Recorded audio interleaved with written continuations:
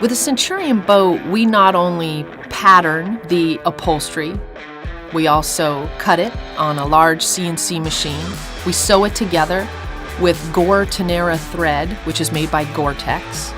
We then pull it and cover the individual cushions in the boat, but we also take that a step further and complete almost that same process from cutting to sewing to covering with the dash and the throttle console in the boat.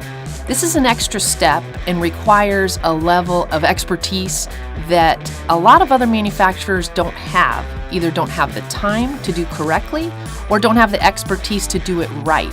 When you're covering a hard part with vinyl, the stitching alignment, the way that the adhesive sticks the upholstery to those parts is very critical because you can see every bump, every misaligned stitch, and that's why it takes us a little longer to do, but the finish in the boat and the way it makes the boat feel so much more luxurious, so much more high performance in the feel of the boat, especially behind the wheel.